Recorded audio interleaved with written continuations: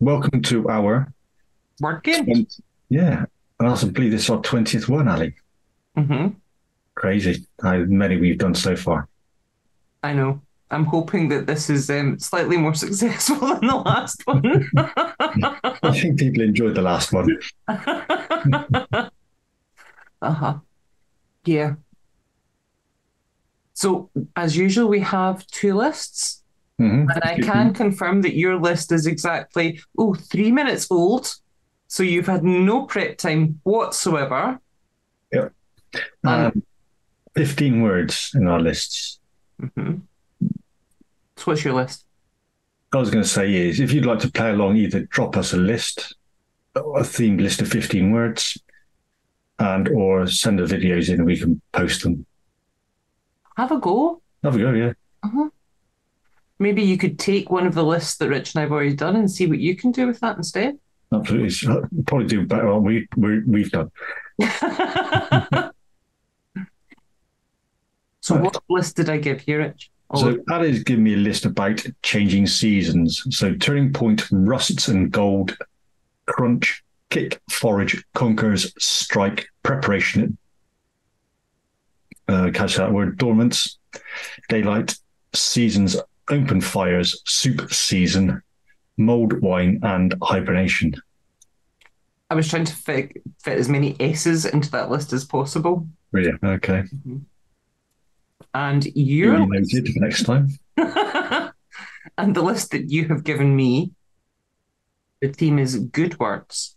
And I have joy, hope, calm, tranquility, peace, cool, praise, happiness, at ease, content, wonderful, fantastic, outstanding, and seeking excellence. Happy with that? Yep, and I think I went first last time, so I think You it's did. your turn to go first. Because you were just found that construction one really funny. Don't know why. No, No. don't know at all. So Ali's words list has given you is all about changing seasons. This is really quite appropriate because we are now in the autumnal time of year, and it is a turning point as the leaves begin to fall. But before they do, they turn into glorious russets and gold. And as the leaves fall onto the ground, they become a bit drier, and you can pick them up in your hand, and they perform a wonderful crunch. You squeeze those leaves in your hand.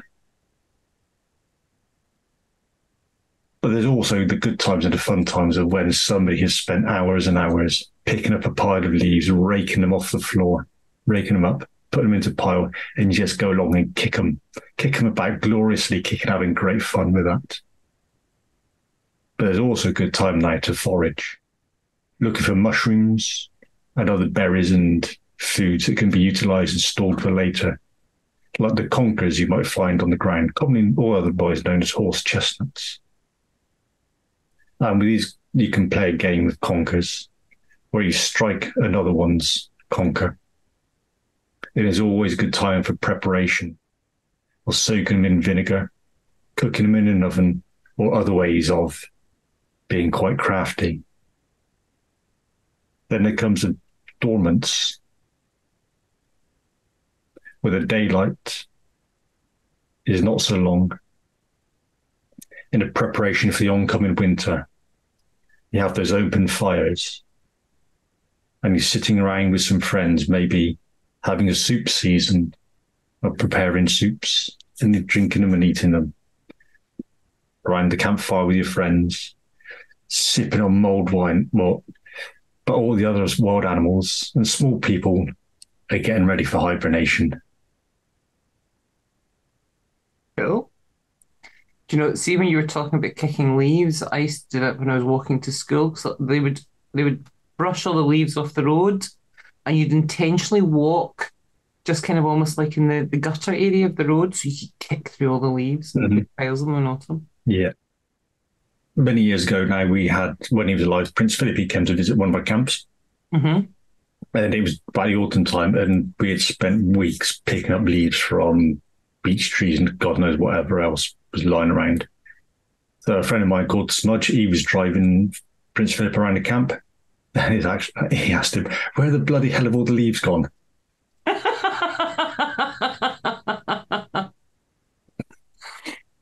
A lot of effort. A lot of effort. Yeah, pointless effort. Mm-hmm.